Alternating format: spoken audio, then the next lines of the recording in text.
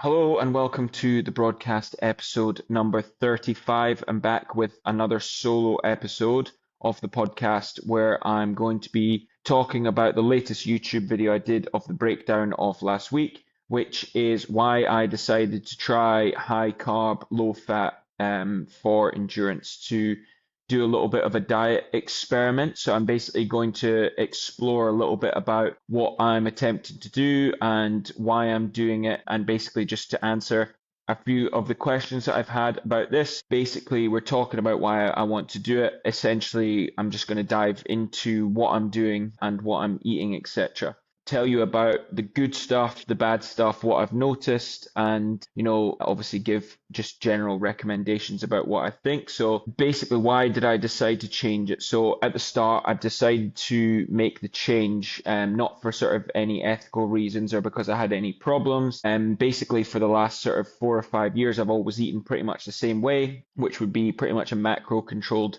diet, mainly focusing on eating high proteins, good fats, and then obviously fueling lots of the sessions with carbohydrates, as I recommend to my athletes as I'm coaching them, and just sort of back up more or less what I tell people. What I've sometimes noticed is sometimes I can feel sort of different levels of fatigue when I'm doing sort of longer endurance events. And, basically one thing that I've sort of what I know for a fact is I am probably on the slightly heavier end of being a runner or endurance athlete. So obviously I've always known that, the more carbohydrates that you are able to put into your body, the better that you are able to perform. So what I did was, over the period of some weeks, just did some research into, endurance athletes' diets and sort of endurance athletes' diets from around the world and what people are eating, and just sort of started to go into a bit more sort of research about it. And then, to be honest, most of it came from a bit of thinking of,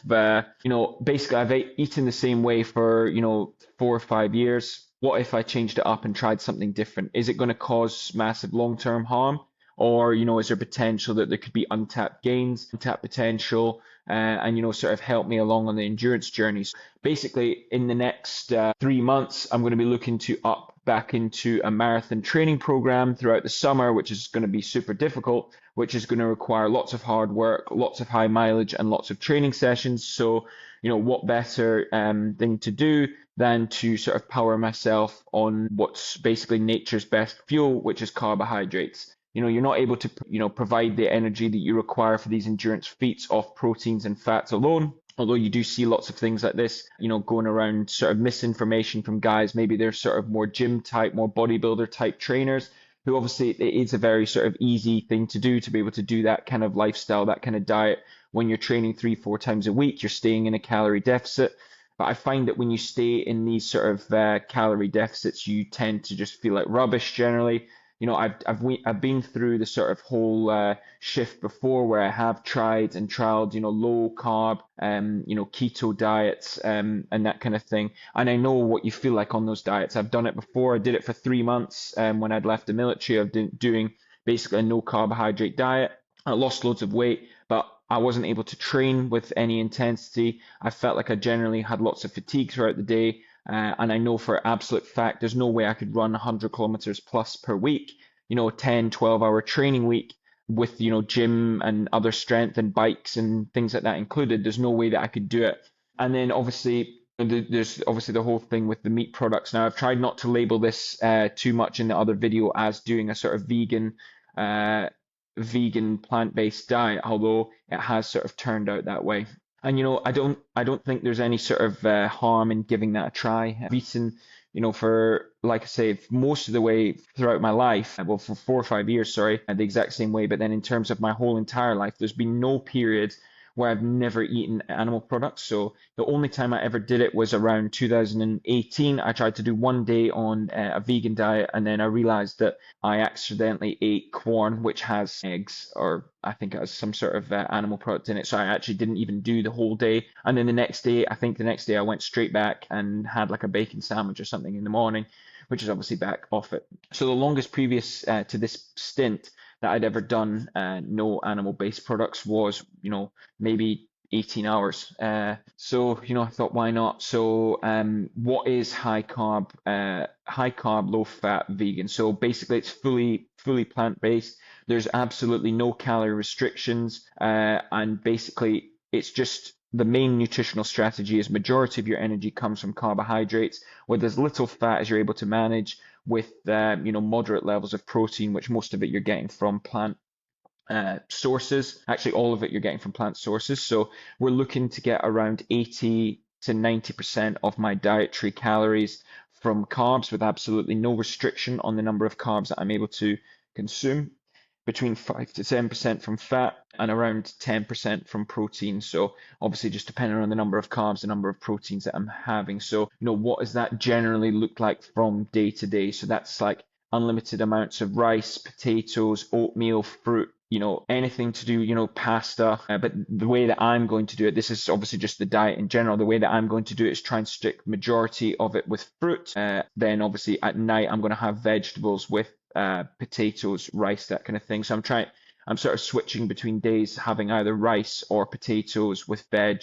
Obviously trying to reduce the amount of oils because it's absolutely crazy when you actually start to dial it in. I've been using ChatGPT as my friend and MyFitnessPal to dial everything in. Even when you're saying, right, I'm going to have roasted peppers, I'm going to put these in, the pan and fry them. If you use something even like a small teaspoon of coconut oil, you can actually put so many calories and so many fats in there. I know you do need essential fats for day to day for sort of healthy living and production, but I'm able to get them, through different seeds and different products that we're going. So everything gets sort of put into ChatGPT and sense checked, just to sort of be a bit sensible. But basically I'm eating for performance. So the main thing is I'm not trying to go like full vegan as in eat double salads every day and make sure I'm eating lots of like highly processed sort of foods like vegan plant burger or sort of no sort of nuts and nothing like that, or no highly processed things like tofu and things like that. So everything's just sort of fueled just for the performance of the running. I've done quite a lot of watching of documentaries, YouTube excerpts, programs, interviews with some of the best runners in the world. So when you look at probably, I think I've not actually got the evidence down of exactly the number, but I think it's like the top 20 times that I've ever been running the marathon in men and women have been predominantly on a diet similar to this. Obviously, there's the odd exception of people who have been slightly different. But in terms of like the East African runners, in terms of the Kenyans and Ethiopians, they've been eating this sort of high carb plant or sort of vegetarian based diet for basically as long as they've ever been running. So I found that super interesting that these guys and girls are going out and that this is exactly what they're eating. In the one documentary we watched about Kipchoge, the Kenyan runner who's, one of the best runners of all time, marathon runner. In his breakfast, he's probably going to have 2 bananas, a tea with sugar. Everything that he has got sugar in it to obviously power it. He's coming back. Most of their meals are made up with this maize flour porridge called ugali, which is high in complex carbs. And these guys are eating this, twice a day. And then at night time, after his evening run, he's having another porridge-based meal with fresh fruits. And any time that he needs sort of any extra energy, it's always teas with sugars in it. They're eating a lot of sort of greens and cabbages and stuff in with this ugali, or sometimes they're sort of replacing that with rice. I think that maybe is a bit from the documentaries and stuff that I've watched. This is a bit more of an influence from maybe like a Western diet with the sort of the sports scientists and nutritionists saying to eat more of the rices and stuff like that. They're not really eating a lot of high fat vegetables or high fats things like I said, nuts, avocados or anything that you would typically see on maybe a normal vegan diet. It's mainly just carbohydrates, used to fuel. And obviously these people are absolutely the best in the world. So that covers the sort of Kenyan side of it. In Ethiopia, they have something called injera, which is a sort of fermented flatbread made from teff, high in iron with slow release carbs. So they're using that as their sort of main fuel. And then they sort of at nighttime, they're using sort of stews made with beans, lentils, or chickpeas, which they're like typically always having on rice. Again, very, very little fat and very little processed food. I think that's something to probably mention about both these diets and similar to what I'm doing, is I'm trying to limit the amount of processed foods that I'm having. There's some things that I'm having to sort of that have maybe gone through a process like an apple juice or something similar to that that is technically processed, although you're probably talking about 1-2 ingredient meals, which is, I'm not really worried about sort of any sort of the processed things that they're sort of having. There is sort of the ability on days you maybe seen on the YouTube video that I did, that on one of the days I did have cereal, which is technically allowed on this. And this is, if they're having an oatmeal meal and I'm having that, then that's absolutely fine. But it's just obviously worth noting that that is processed, but that is just due to one of the days that I was super busy. I was forced to go and do this just to sort of save time. These guys, as well as me, were not counting macros or stressing about, protein shakes or anything like that. These guys are running 200 to 250 kilometers a week on this, and they're absolutely dominating in sort of all aspects of the running game. So, I figured why not give it a go? I don't really think there's any harm in it. It's not like I said, I'm probably on the heavier side of runner, so it's not like I've not got any sort of body fat or anything. It's not like I'm going to go overly skinny overnight. It's not like I'm going to sort of, if I start to feel sick, it's not like I've signed up to anything and I'm going to sort of do some sort of irreversible damage. And I'm obviously monitoring how I'm doing with my weight loss and things like that. So yeah, just to obviously touch on the weight loss, when I mentioned there on that YouTube video that I did, I had come back from holiday and I was obviously holding a lot of like water weight and obviously was,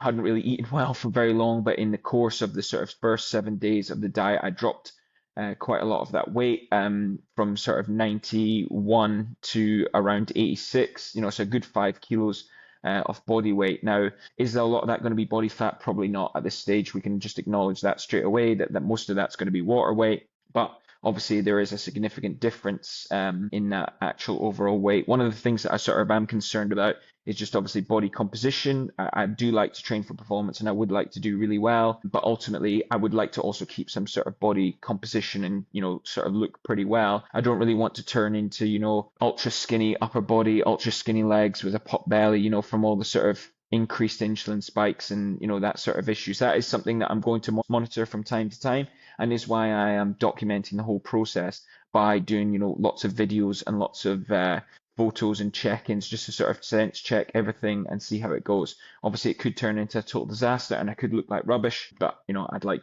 to sort of give it a try. I don't think that's ever happened to anyone in a week, so we'll give it a go. And obviously, not just those ultra endurance guys, but there's people who have been sort of doing this for years and years and years in a healthy diet and lifestyle. So it's obviously something that people can do. So what I've been doing is what I've been eating in a day. So what's this look like for me before morning training? I've been eating mainly dates and bananas. I've had apple juice, which I've been using as more fast acting, and then I've been, on the odd day, I've been having black coffee. Now I'm trying to sort of, just for my sort of out with the diet, I am actually trying to reduce my caffeine consumption, because to be honest, I could do a whole nother video about how much coffee I drink, and it's absolutely probably not acceptable. We're talking like 8 to 10 double espressos a day, cans of Coke Zero, and sort of lots of bad stuff. So I'm trying to actually cut back on that as a sort of side part, but I am occasionally having the odd coffee. Like after this morning session, I had a coffee, so that was fine. What I've noticed, a few things that I've noticed from the breakfast, so obviously before training,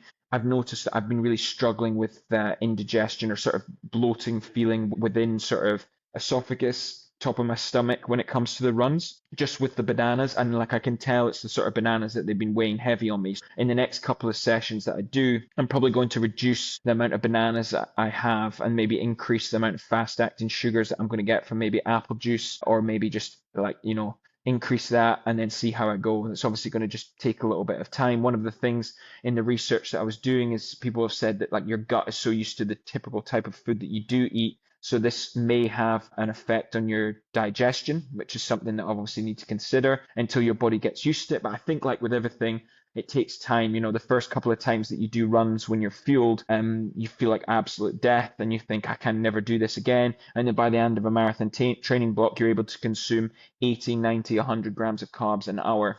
So that's all part of the process. One thing that I want to add as a side on there is it should be super interesting when we do get into high mileage of the marathon block, because my body should be so good at consuming carbohydrates that when we get to those sort of tough parts of the training, I should be much better at stomaching them. although I'm sort of just hoping for the best. I don't actually know. I've been fine up until now. I've never had an issue, but yeah, so that's been like that. So then normally post run, I will normally have some sort of cereal, but mainly try to stick to fruits. Again, bananas absolutely fine. That's been my go-to post breakfast. And then I've been having quite a lot of other fruits like pomegranates. Sorry, not pomegranates, passion fruit and blackberries, raspberries, and things like that. So that's been really nice. And then afterwards, if I'm like still super hungry, if it was a big session, then I have been having, like I said, cereals. So yeah.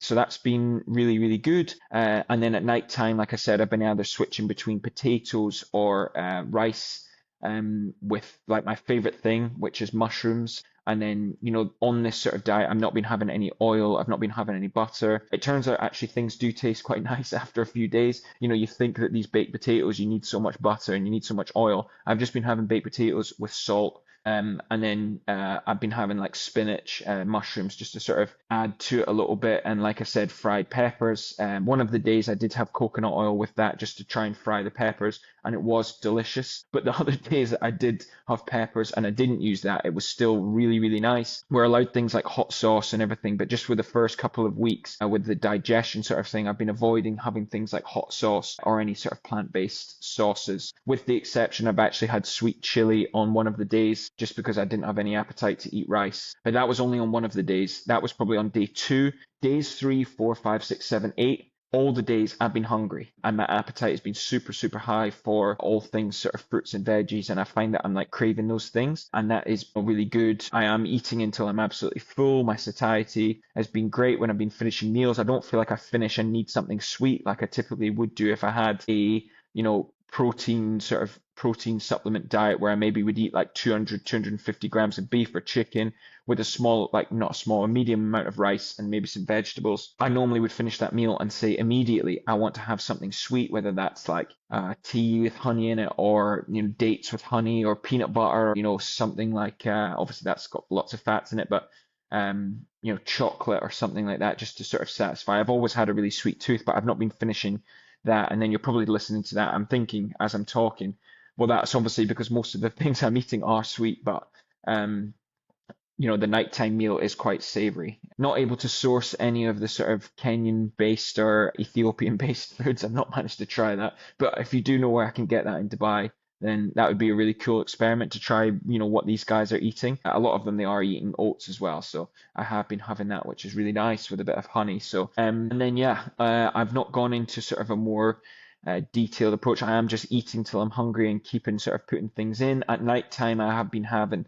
a piece of fruit or maybe have some honey or something before bed, just as that's, sort of, just been sort of topping up the carb stores, especially if I've got a session the next day. We had a really tough session this morning, and that's good, but I will go into sort of how I've been feeling and what the early results are. So that's been my day, typical day anyway, and yeah, thoroughly enjoying it. Early results, I have been feeling increased energy. You'll see from the YouTube video I did the other day that basically at no point on the cycle I did on Thursday did I hit the wall or bonked or feel like anything like that. I felt absolutely crazy, like probably one of the best I've ever felt. I had eaten a ridiculous amount of carbs the day before and in the morning and stuff, so that was really good. I felt generally okay throughout the day in terms of like energy throughout the day. I've not really felt sort of slumped or anything after lunch, and I felt generally all right. I would say on the whole, I've not really had that much digestive issues, with the exception of, like I covered in the video, I didn't have that good of a stomach on, I think it was Thursday, but we've not really pinpointed what it was that I ate to make that happen. But I mean, I had crazy gas there. I actually didn't mention in the last part that I've been introduced sauerkraut as a probiotic just to sort of help my digestion, which it's easily one of my favorite things in the world. Like anything that comes from a jar like that, sauerkraut or beetroot or pickles, I absolutely love. But sauerkraut I've been keeping in there. Yeah. Another thing I've noticed, obviously this might be, this is probably a negative, or it is a negative, but I have noticed that I have extremely sore legs. I know this is, I've just done comrades, but I do feel like my legs have got a bit more fatigue in them than normal. I wouldn't expect after the type of run I did on Sunday, which was long, easy run. It was hot, but I did feel like I was a bit fatigued. So in the legs, and my legs are sort of feeling it today, but across the board, a lot of people who eat this kind of diet feel like their recovery's better. But this might just be a sort of sign that I might add more proteins into the diet as we go. I am carefully monitoring that. If it continues, then obviously I will increase it. Weight is down, like I said, 5 kilos down. I am tracking that daily. I weighed myself this morning. It was 96.1 kilograms, which is more or less the same as yesterday. We're not going to see drastic weight loss from day to day, but obviously, like I said, I like to keep the sort of graph going so that I can make a graph and see how it's all going. And then I want to keep an eye on what my physique looks like and see if I start to look like an absolute bag of junk, or whether I sort of can lean out in the sort of waist and hips, which is probably the area that I'm carrying most of the weight, and quite a lot around my chest and arms and stuff, which can definitely go, as that's not really conducive to fast running. So we'll see how that goes. One thing I've noticed, and I sort of highlighted on the other video, is I have had definitely improved sleep. My sleep was slightly impaired on Saturday night. Friday night due to extracurricular activities, but on all the other days, I have felt like my sleep has been super deep, and that has been backed up by the data on my Garmin. It's been crazy. Like last night, I got, sleep score 87, 7 hours and 30 minutes, with my heart rate variability in the 80s, which is sort of creeping up towards the high ends. The night before, it was actually in the hundreds, which is like the first time that I've seen it like that for a good while since I've been in like marathon shape, which obviously means that I'm either fit or something's working well. So, one of the things that they do mention is obviously you're eating quite a lot of like inflammation reducing foods, these plant-based ones, and don't have a lot of inflammation in your body. So this could be a factor. What I would have liked to do if I was super rich, I would have went and got blood work, body fat testing, and all that sort of stuff done before it. Sadly, I'm a freelance run coach who is running a bootleg podcast from his house. So as you can see, we're in the studio. So that means that I'm probably not going to drop a couple of $1,000s on, blood tests and all that sort of stuff. Although it would have been cool, I'm just going to continue to document how I feel and the way that I sort of think. As long as everything's trending in the right direction, running times are going down, weight's going down, feeling good, I don't feel lack of energy, I'm still sleeping good, I'm still happy, my mood is good, then I'm happy enough. We'll see how it goes. I think generally considered eating like less animal products is good for you. So we'll see. If anyone has any concerns about that I'm missing something, I am supplementing with vitamin B12, which people who are on a plant-based diet typically say that you must consume. So I'm having 2 vitamin B12 tablets, and then something I'll look into is considering vitamin B12 injections down the line. Like I said, though, that costs money, and I'm Scottish, which means I'm tight as anything. So the things that I'm just looking out for is making sure that I'm eating enough. Obviously, I don't want to underfuel. I don't want to sort of knock out hormones and make myself feel like absolute crap. So I'm making sure to eat plenty of stuff and make sure that I'm feeling good. And then I'm making sure that that is in regular sort of periods throughout the day. Something I've always done before, and this might be worth noting, is I've always done sort of periods of intermittent fasting and periods of non-eating. Whereas with this, I feel, well, from the research I've done, this is one of the reasons that this is so good for you, is you're regularly eating foods that keep your metabolism high, and you basically can increase the amount of calories that you burn, and that helps with the weight loss too. So, or fat loss, should say, and then sort of trim down the weight as it's there. And yeah, so I'm just keeping an eye on that. Watching out for when I'm going out at social sessions. I went out on Friday night for dinner and drinks. I just ate before I went, and I just ate a lot because we were going out at like 6 o'clock. I just ate at 5:30, ate enough to sort of make sure that I was full. I don't have any other plans around the sort of the next 3-4 weeks when I'll be doing this, so I need to make sure that I am planning when I go out. Although I've noticed it's super easy to eat something. When I went out to the gym competition that the guys were at on Saturday, I had a vegan poke bowl which had artichoke and white rice. That's all I had. It was absolutely delicious, and that's easily one of my favorite vegetables as well. Roasted artichoke. Obviously, just watch out if you're eating out stuff. Things may have hidden ingredients like oils, And fat sauces, quite a lot of these vegan fat sauces are super high in fats, and they're made with they're sort of blended up oils with sort of fake flavorings and stuff. I'm just trying to avoid that as much as possible. Just salt and pepper and that kind of thing. Again, hot sauces that have got zero fat and basically made with plants. They're obviously absolutely fine, but you don't know what you're sort of going to get when you go out there, so you need to control it. Yeah, the questions that people have said is, are you getting enough proteins? And because we're sort of looking into logging each day with the macros, we actually are getting the recommended daily allowance of protein, which is coming from like rice and potatoes from across there. It's actually crazy. I didn't realize how much proteins that these kind of things had. And if you look at quite a lot of the back, quite a lot of packets of stuff there, you do see things like rice protein, potato proteins and stuff. These things have got loads of protein in, and I am hitting the recommended daily limit. Obviously, there is studies that have shown that you need to eat 1 gram of protein per kilogram of body weight, per pound of body weight. So someone like me should be eating like 190 grams of protein. I'm not nowhere near that. Like, I know that, but just for the diet experiment, I'm obviously eating less percentage of protein in there. So that's something to watch out for any injuries that crop up, anything that comes. And obviously, I am super keen to get somebody on the podcast who's a nutritionist, who's studied these types of diets, and someone who's done this. So if you've listened this far in and you're 28 minutes in, and you feel like you can really sort of help me get along with this, and this is something you're interested in, you think I'm doing something totally wrong, then please sort of reach out to me. Likewise, if you're listening to this and there's somebody who you think would be interested in getting it, make sure to tag them in the post and get them on here and send them this podcast, and then hopefully they can come on. And I'd love to talk to someone about it, because to be honest, at the minute I'm going off books, I'm going off other podcasts, I'm going off internet research, and I'm going off how I feel. So to have a professional along with me for the ride would be absolutely fantastic. Am I recommending this is the first thing that I said. At the minute, I'm not recommending anything. I'm not giving this as dietary advice. I'm not telling anybody that they should do this. I'm doing it alongside a mate, and he's doing the same thing. Like I said in the other video, he's doing it on his cycling, and I'm doing it on running. We're going to check our performance, we're going to check our weight and see how we go. So 30 days, see how we go. If we perform well, keep going, we might continue it for a bit longer, but at the minute then we're basically just going to keep trying it, but absolutely not recommended at the moment.